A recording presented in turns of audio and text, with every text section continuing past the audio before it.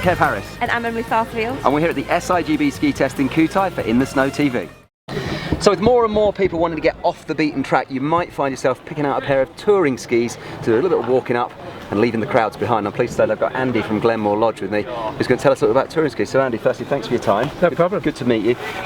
What's hot and what's not in touring skis these days? Because it strikes me there's an awful lot of touring skis to choose from now. Absolutely. So touring skis are getting wider, lighter, stronger, better to ski the whole mountain, to allow you to skin up, ski around, get away from the crowds, as you said, and have the best ski experience on the way down. Correct me if I'm wrong, but my understanding of touring in the old days, the only thing that you would really consider about with a touring ski was it being lightweight for the skinning up and the walking up, or sitting on your pack. But then your ski down wasn't necessarily as much fun as it could be. Absolutely. Old touring skis were about the journey through the mountains. Right. So the skiing was part of the journey. It wasn't the most important part. Gotcha. But now with modern skis, which have been inspired by the freeride growth in the market, we've got lighter, stronger skis that work for touring, but give you the best ski performance on the way down. So let's talk about some of the ones here that you guys have got from Black Crows, because they've got quite a range. Absolutely. I mean, Black Crows is a freeride company. Historic routes in Chamonix, skiing steep lines and faces.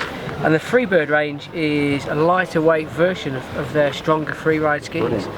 And the Freeride Corvus, or the Freebird Corvus, is just superb. It's 109 underfoot, but it behaves like a lightweight touring ski.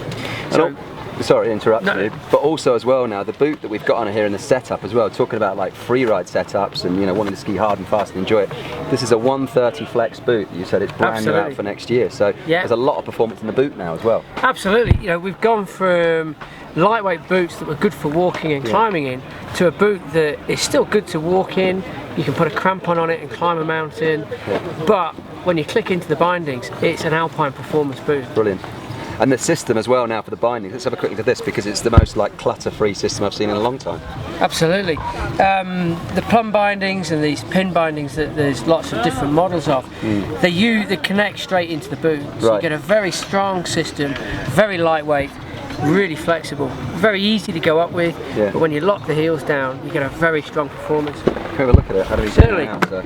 It's amazing. There's not much going on with the skis. The ski is able to do its job, but so spring-loaded pins connect into the pre-molded lugs on the boot, and then the heel fits in there, and the skier just locates, pushes, steps in. That gives you your uphill motion, and then when you want to come down.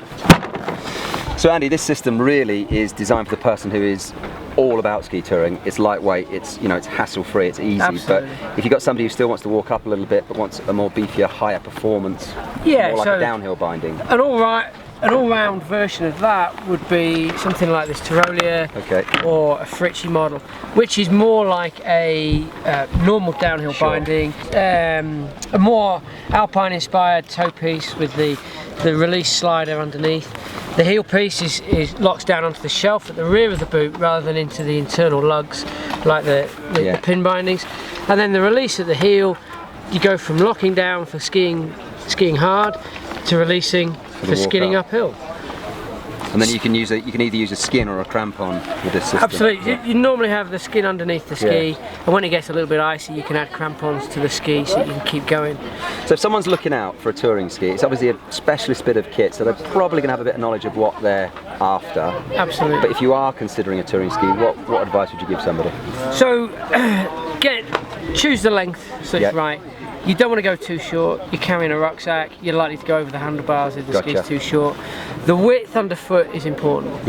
If you want to charge hard on steep slopes, then you need a good amount of flotation. But if you're looking to travel long distances for several days, you want to go with something a little bit thinner.